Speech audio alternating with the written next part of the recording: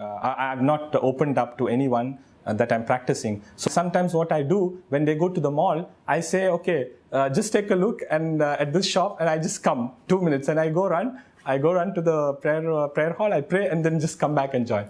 And many times they're asking, like, where do you keep disappearing sometimes? My name is Ashwin. I'm coming from India, and I'm 32 years old. I was born as a Hindu, in a Hindu family, in a traditional Hindu family. What interested me in Islam is just a very simple fact that you worship none other than God.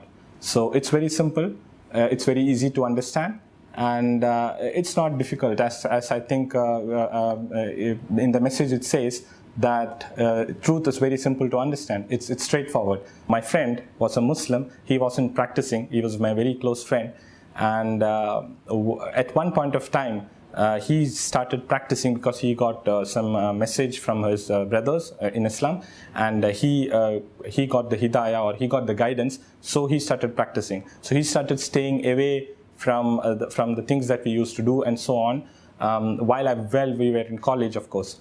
We tried to find out from him why you are doing so, and why you are missing this and this, or this and this enjoyment and so on. So this is how I started inquiring, and I got to know more from him.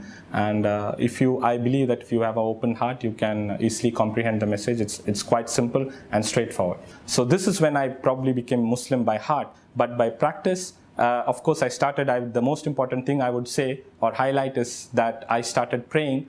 And when I became consistent in my prayer, this is when I would say that I started practicing, or I became a practicing Muslim.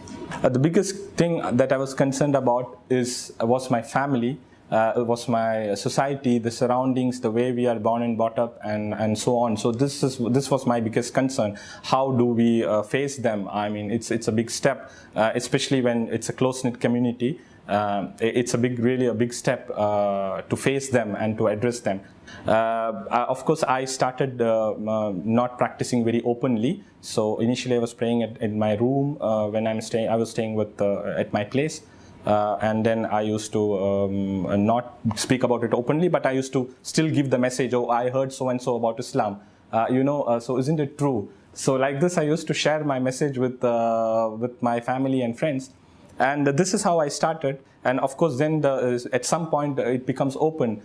Somebody sees you going to the mosque, somebody sees you going to pray. So then you have to answer. So Allah really made it easy for me. And Alhamdulillah, I cannot imagine that I'm in this situation right now, that I can openly discuss with my family, with my relatives, with my society. So it's become really free, and I could never imagine that this would happen. And I'm still in touch with all of them. I'm still in touch with my family. I call them every day. I discuss. It's really something which I could not imagine. I can really feel how the change has been in me, because it has affected my character, it has affected my behavior. I find pleasure in whatever I do. I used to earlier also give probably sadaqah or charity. I used to give, but I never could get the pleasure, because you don't know why you are giving. You're just feeling sympathy and you give, but you know now why you're giving and what you will get in return from Allah subhanahu wa ta'ala. So this is the best thing that I'm enjoying right now, that I know what I'm doing and for what I'm doing. And it has really given me a great amount of relief, peace, satisfaction, and moreover confidence, even to speak to others, to speak to anyone. You get the confidence because you are on the truth. You know what it is. You know why the things are happening today.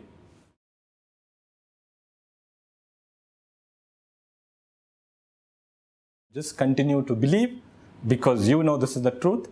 And the practice comes soon or later on. It is just taking time. So what I would really say is that you make dua to Allah to make it easy for you. This is the first and foremost, and that you be consistent in prayer as much as you can. Of course, maybe at the start you can't pray as much, maybe because of the surroundings, the family, and so on.